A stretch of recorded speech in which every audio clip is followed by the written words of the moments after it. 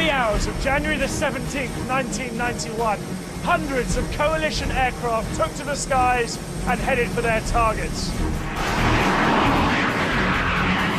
Operation Desert Storm had begun. British RAF pilots in low-flying Tornado aircraft carried bombs designed to crater Iraqi runways. The Americans' first target was Iraq's capital. From the rooftops of Baghdad, 3,000 anti-aircraft guns fired into the night. Flying straight into this wall of fire were 8 American bombers. They were so sophisticated that the Saudis had nicknamed them Ghosts. The F-117 stealth bomber was designed to be invisible to radar. But this was its first test in major combat.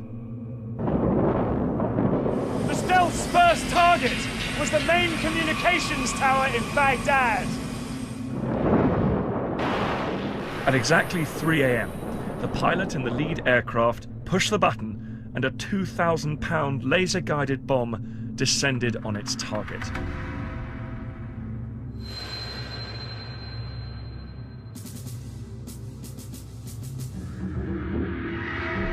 Across the city, the ground shook as 14 more bombs from other stealths hit their targets. The aircraft turned for home. Cruise missiles launched from US warships knocked out the power stations and plunged the city into darkness. The air campaign, unleashed by the coalition against Saddam's Iraq, was codenamed Instant Thunder.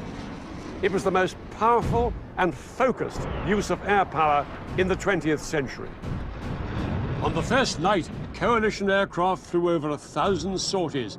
They hit power stations, radar and communication networks, airfields, and chemical weapons facilities. The aim was first to gain control of the skies above Kuwait and Iraq and destroy Saddam's ability to coordinate his forces, and then to target the forces themselves.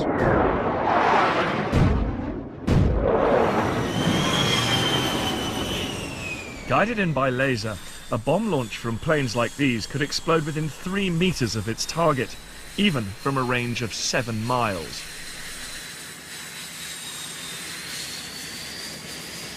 The bombing campaign had badly damaged Iraqi radar stations and gave Iraqi pilots little chance to respond.